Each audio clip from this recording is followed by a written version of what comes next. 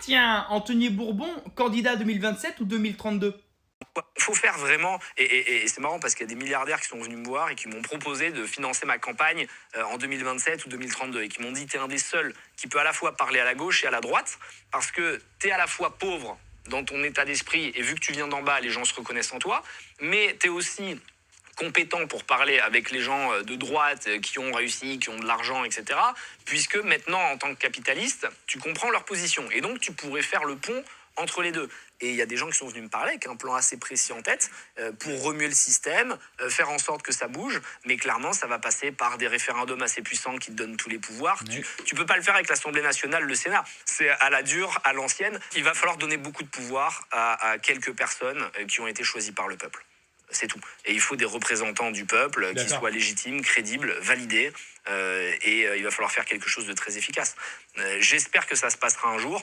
Et malheureusement, ça va se faire par la force, je pense, puisque personne ne votera ce genre de choses. Et les gens qui protègent leur poste, l'administration, les députés, les sénateurs, les ministres, évidemment, vont avoir tendance à se défendre entre eux. Et d'ailleurs, tu le vois, c'est une vaste comédie, hein, droite, gauche, extrême gauche. Ils se parlent tous entre eux. Tu les vois dans les dîners mondains ou dans les appartements feutrés. On l'a vu encore l'année dernière avec les journalistes qui prévoient sur qui ils vont taper dans leurs émissions. Alors, pour le coup, je suis d'accord avec lui sur un truc.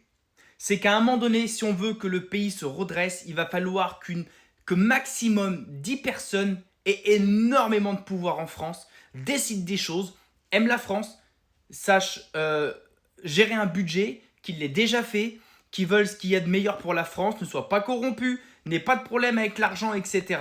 Et qu'il y ait 10 personnes qui fassent les choses sans demander l'avis à 677 députés, à je ne sais plus combien de sénateurs, et au Conseil constitutionnel, et machin, c'est clair. Ça n'avancera plus avec ce système. Le système est mort, l'engrenage est rouillé et arrêté. Et je suis d'accord avec lui, il faut un mec qui arrive, qui pose un putain de référendum au peuple. Voulez-vous que je vous sorte de la merde ou non? Oui, d'accord. Est-ce que vous savez que je vais prendre des pleins pouvoirs et décider? Oui, ok.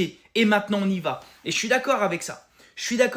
On n'y arrivera pas autrement. Je suis entièrement d'accord. Et lui, il dit quand même qu'il y a des milliardaires qui l'ont approché avec un plan très précis. Je pense qu'il y a en sous-face des gens avec beaucoup d'argent qui aiment leur pays. Enfin, les milliardaires, c'est pas que des gens qui détestent leur pays. Il y a des gens qui aiment leur pays et qui en ont marre de voir la gueule du pays et surtout où est-ce qu'on va. On verra ce que ça va donner derrière, mais très intéressant ce qu'il a dit.